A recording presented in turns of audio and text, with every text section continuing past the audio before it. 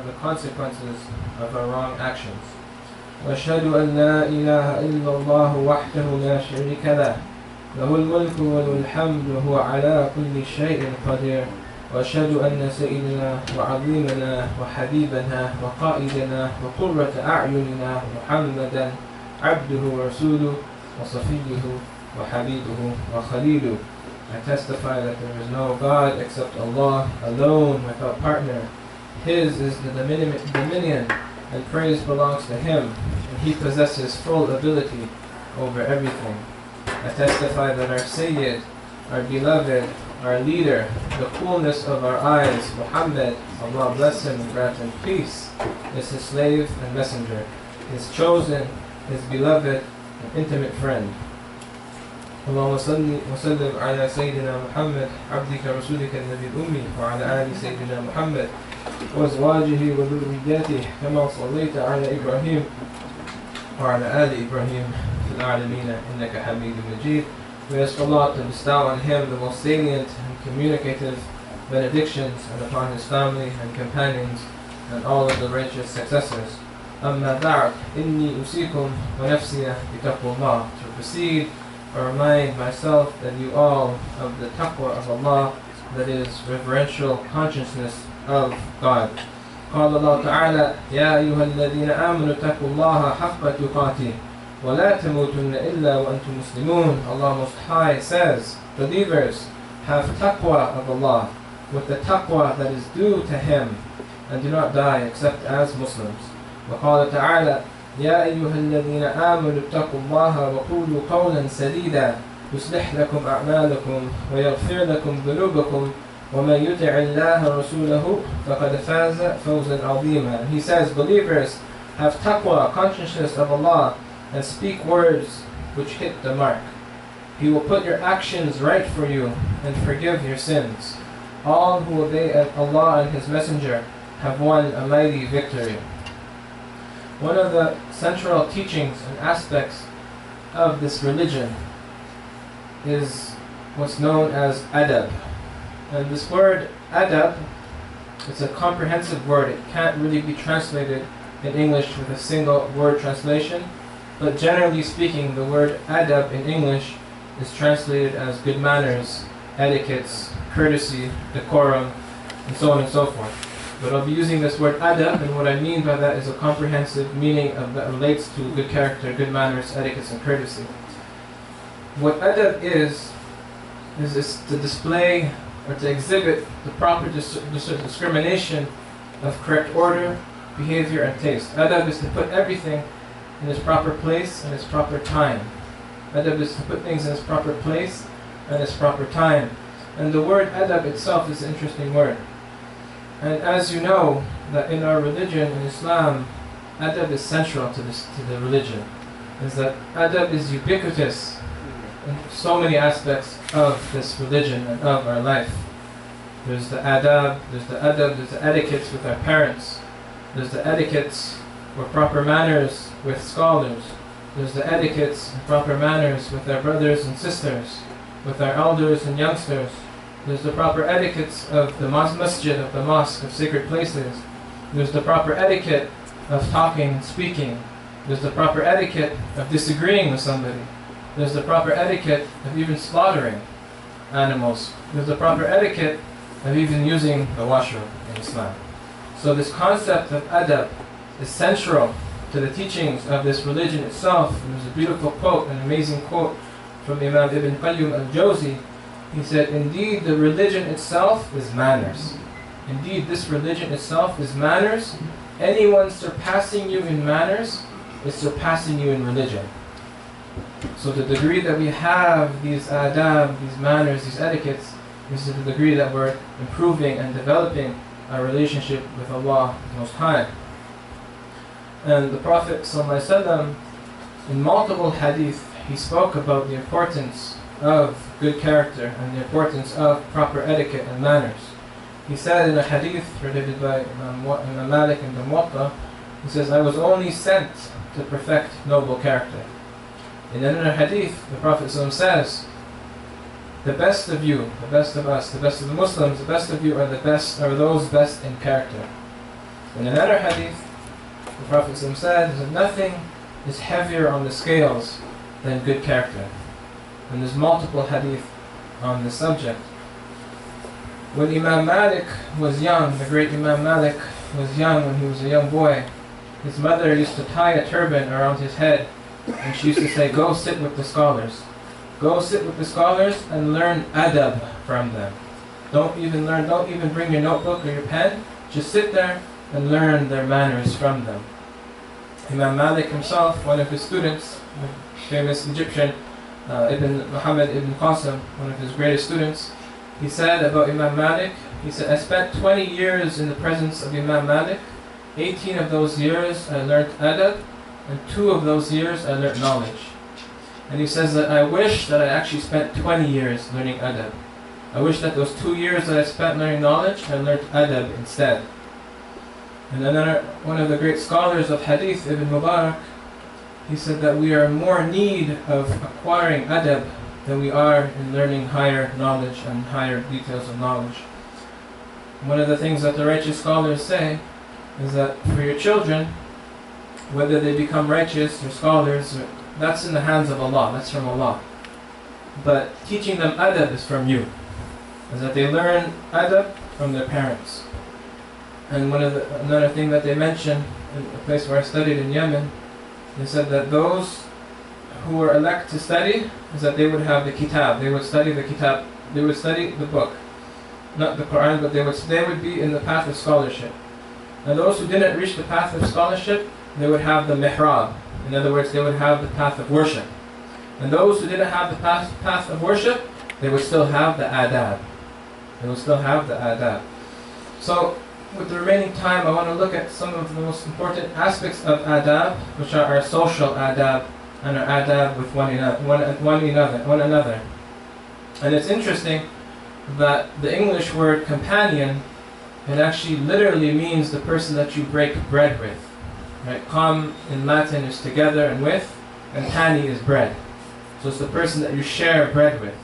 And it's an interesting concept that adab, and it's also interesting that the word adab in Arabic, it linguistically means to call someone to a meal. Right? So both the word companion in English and the word adab in Arabic has a connotation of food. Why is there a connotation of food? Because where is adab, where is character, where is good behavior, where is it manifest? When we deal with one another, when we break bread with one another.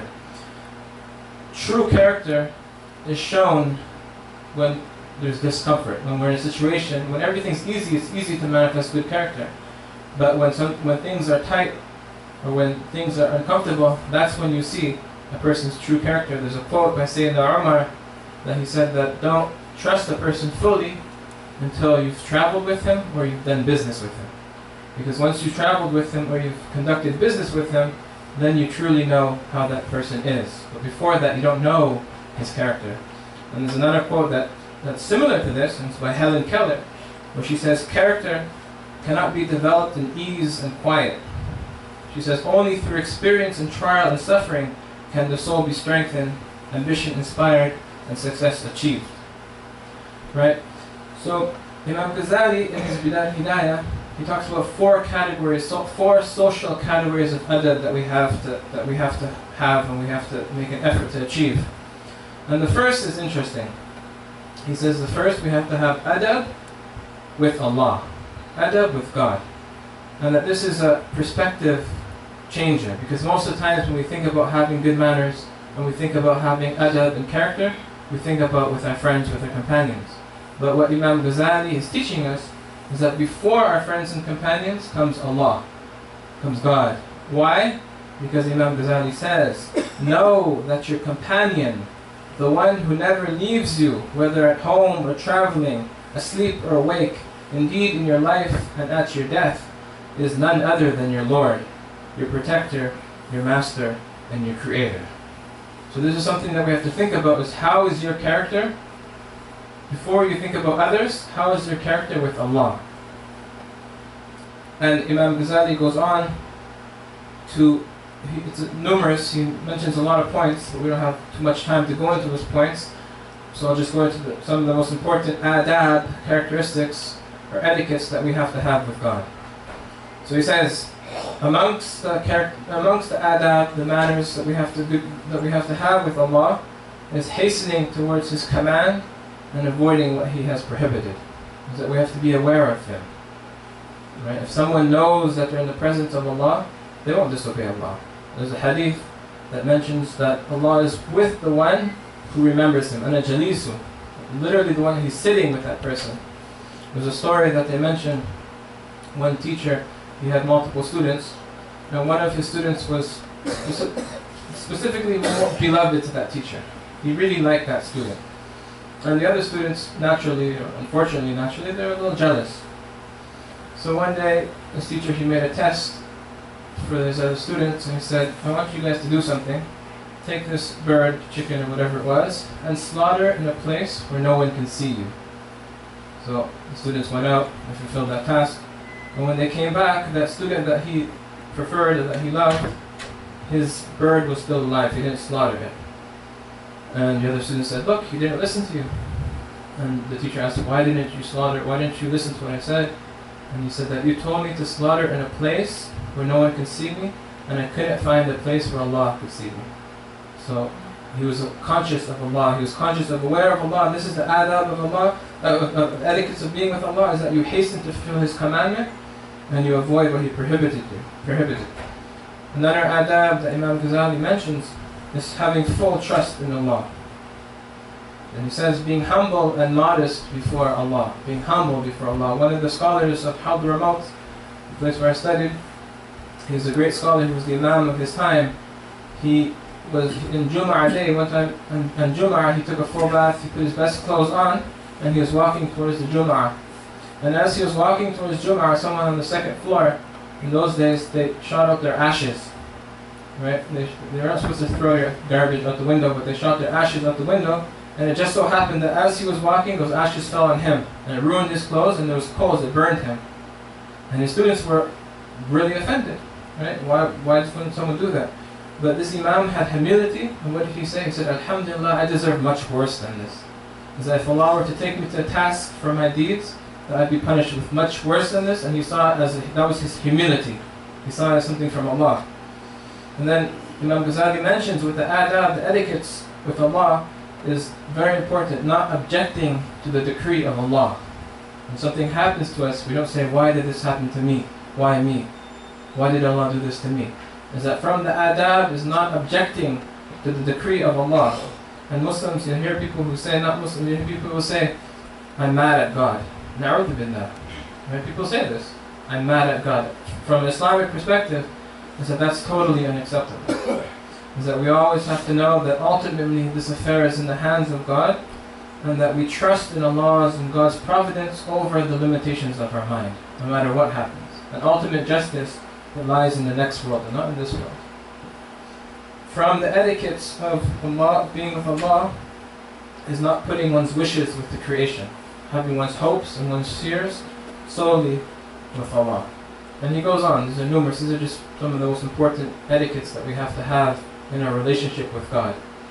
And then Imam Ghazali, again, he breaks these etiquettes into 4 categories. This is the first. The second is the etiquettes with the general public, strangers, people you don't know. And generally speaking, the adab, the general overall adab with the general public, is that you wish the best for them without getting too caught up in their affairs. You try to help out as much as possible, but ultimately you have to realize that you're responsible for yourself and for your family, and if you can help somebody else, you help somebody else. So he mentions amongst the etiquettes of general people, general public, people, strangers, is not getting too involved in their conversations and talks, not getting too involved in their discourse. And this applies in our times on Facebook and social media. If someone posts something, you don't like it, it's not upon you to refute it or to go into detail. Just carry on, right? Just don't worry about it if it's not harming you directly. Is amongst the etiquettes of the general public is ignoring whatever harm that comes to you. Ignoring whatever harm that comes to you. Just let it slide. They mentioned one of the scholars, Maulana Ilyas, the founder of the Tabligh Jamaat movement. One time, somebody brought him some sweets, and they're really happy to present it to Mawlana Ilyas. But he made a mistake. This person who made the sweets, he actually, instead of using sugar, he actually uses salt. His wife actually used salt instead of sugar. So when he got it, he took a bite and he realized that his wife actually used sugar. So, in those days, sugar and salt were commodities. They weren't like nowadays. Spices actually have value. So when he bit it, he realized that she used salt instead of sugar. But what did he do is that he just smiled and he continued to eat it. He ate it and he ate the whole thing, and he didn't tell that person that his wife actually made the mistake of using salt instead of sugar, because he didn't want to hurt that person's feelings. He didn't want that person to go back to his wife and get angry at her. So he just ate it. Amongst the etiquettes, gently calling to attention their blameworthy actions. So if someone does something that's offensive, gently try to point out that that's not the best thing to do.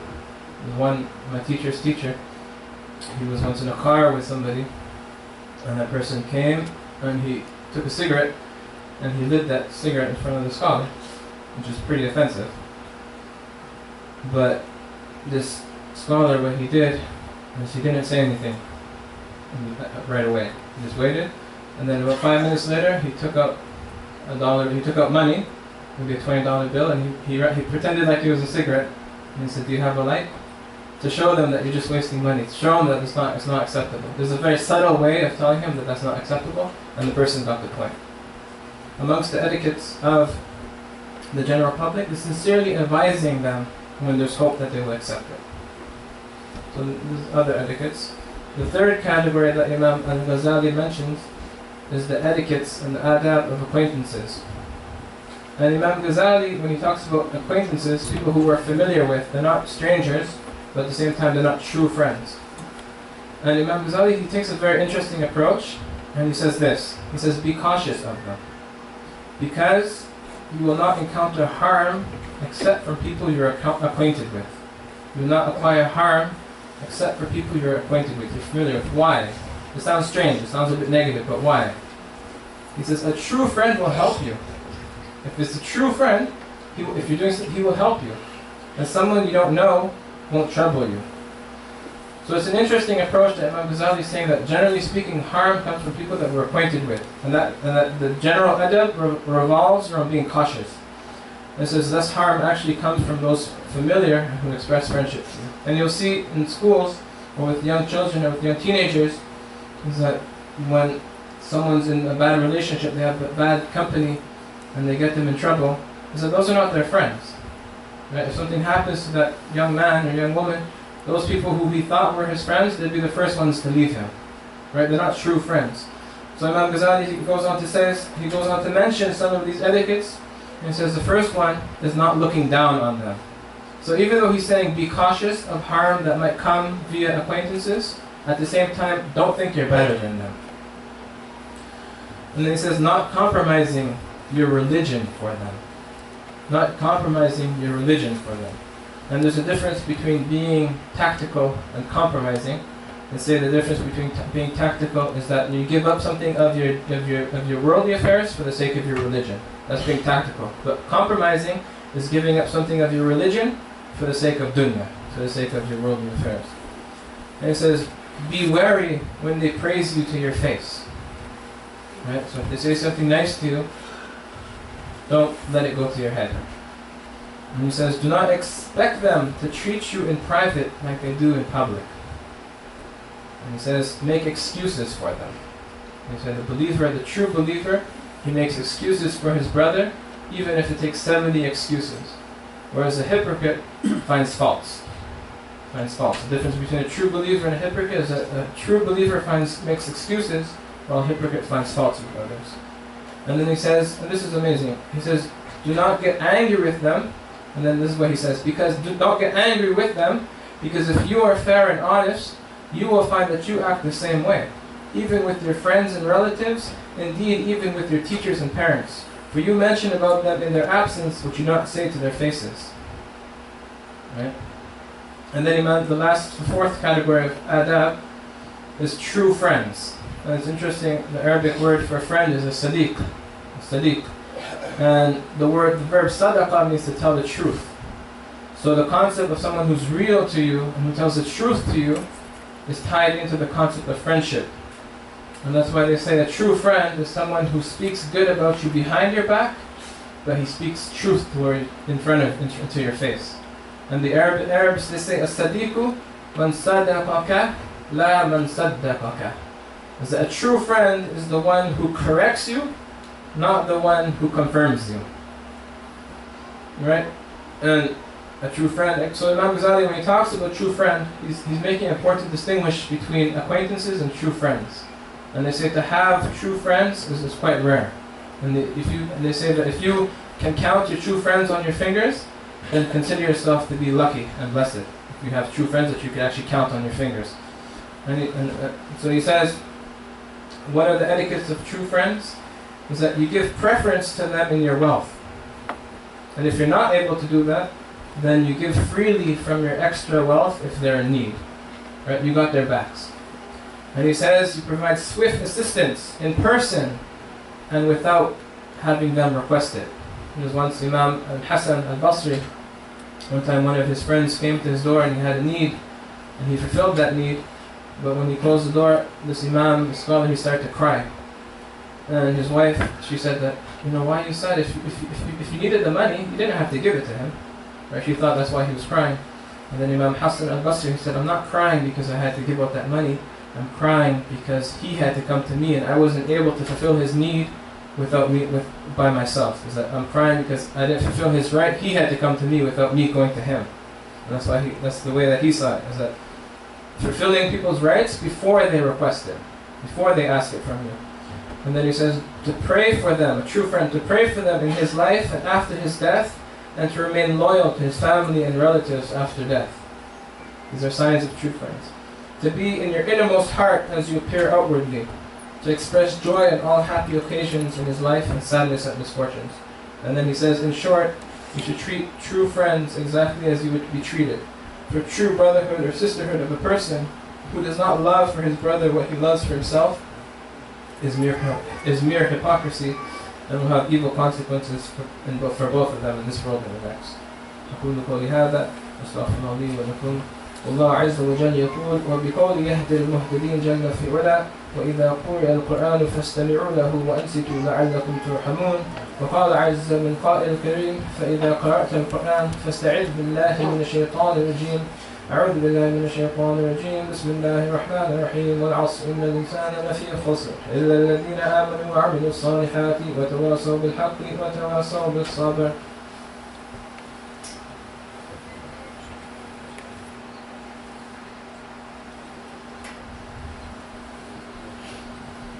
الحمد لله رب العالمين وأشهد أن لا إله إلا الله وحده لا شريك له ولي الصالحين وأشهد أن سيدنا محمد عبده ورسوله صلى الله وسلم عليه وعلى آله وصحبه.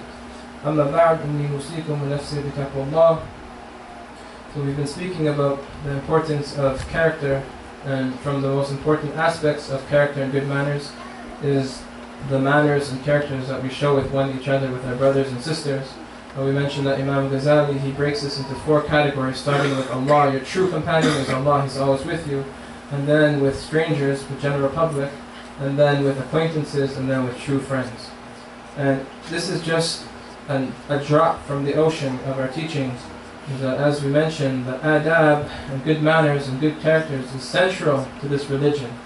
And if we don't have these good manners and these good characters, then that's when problems start. And as you know, as Muslims here in America and abroad, is that we face many challenges. And we have a lot of hard situations, as everyone is aware of. But the heart of fixing our problems is fixing our adab and fixing our manners and working on our character. And in this, the small things really do count. The small things really do count.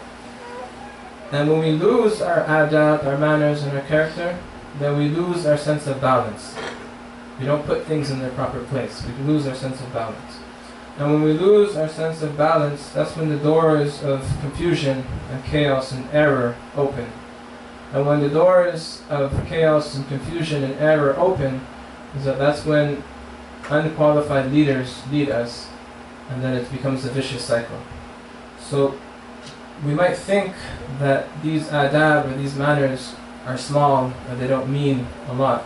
But truly and indeed is that these adab are very important, and the heart of the matter the heart of rectifying this matter lies at rectifying our adab and our character. وَاعْلَمُوا يَا عِبَادُ اللَّهِ أَنَّ اللَّهَ أَمَرَ بِأَمْرٍ بَدَأَ فِيهِ بِنَفْسِهِ فقال إن الله وملائكته يصلون على النبي يا أيها الذين آمنوا صلوا عليه وسلموا تسليما اللهم صل وسلم على سيدنا محمد عبدك ورسولك النبي الأمي وعلى آل سيدنا محمد كما صليت على إبراهيم وعلى آل إبراهيم وبارك على سيدنا محمد عبدك ورسولك النبي الأمي وعلى آل سيدنا محمد كما باركت على سيدنا إبراهيم وعلى آل سيدنا إبراهيم في العالمين إنك حميد مجيد. اللهم أعز الإسلام وانصر المسلمين. اللهم أعز الإسلام وانصر المسلمين. اللهم أعز الإسلام وانصر المسلمين. اللهم كن لإخواننا المسلمين في مشارق الأرض ومغاربها. اللهم كن لإخوان المسلمين في مشارق الأرض ومغاربها. اللهم اغفر لنا وللمسلمين والمسلمات والمؤمنين والمؤمنات الأحياء منهم والأموات مغفرة ظاهرة وباطنة سرا وعلانية لا تغادر لنا ذنبا ولا نكتسب بعدها خطيئة ولا إثما. إن الله يأمر بالعدل والإحسان وإيتاء ذي القربى وينهى عن الفحشاء والمنكر والبغي يعظكم لعلكم تذكرون. اذكروا الله العظيم يذكركم واشكروه على نعمه يزدكم ولذكر الله أكبر. وقيموا الصلاة.